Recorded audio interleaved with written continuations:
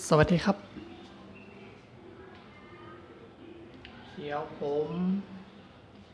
จะมาอธิบายการทำงานของตะเกียงโบราณพอคร่าวๆนะครับอันนี้เป็นเชื้อเพลิงก็จะเป็นน้ำมันก๊าซนะครับใส่น้ำมันก๊าซลงไปประมาณครึ่งหนึ่งนะครับห้ามใส่เต็มนะครับถ้าเราใส่เต็มเนี่ยมันจะไม่มีช่องว่างของอากาศมันจะไม่ดีนะครับให้ใส่แค่ครึ่งหนึ่งจัดการปิดนมหนูอากาศไม่ใช่นมหนูครับที่ระบายอากาศให้แน่นแล้วก็สูบให้มันตึงมือนะครับ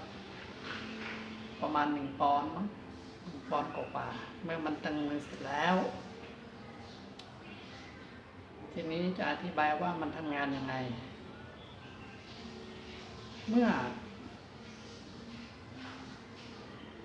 เราใส่แอลกอฮอล์เข้าไปตรงถ้วยตรงนี้เสร็จแล้วก็จุดแล้วก็เผาท่อวนให้มันร้อนนะครับพอมันร้อนได้ที่ปั๊บเมื่อเราเปิดวาล์วตัวนี้วาล์วตัวนี้มันก็จะบังคับเข็มนะครับเข็มจะอยู่ตรงนี้ทำหน้าที่ปิดเปิดเมื่อเราเปิดปั๊บน้ำมันก็จะพุ่งขึ้นมาตามท่อนี้นะครับพุ่งขึ้นมาปั๊บมันก็จะถูกบังคับให้วนตรงข้อวนตรงนี้พอวนมาปั๊บไอ้ข้อวนตรงเนี้ยเขาร้อนนะครับพอน้ำมันมันฉีดขึ้นมาปุ๊บมันมาเจอความร้อนของท่อวนตรงเนี้ยฝรั่งมันเรียกว่าเจเนเรเตอร์ปั๊บ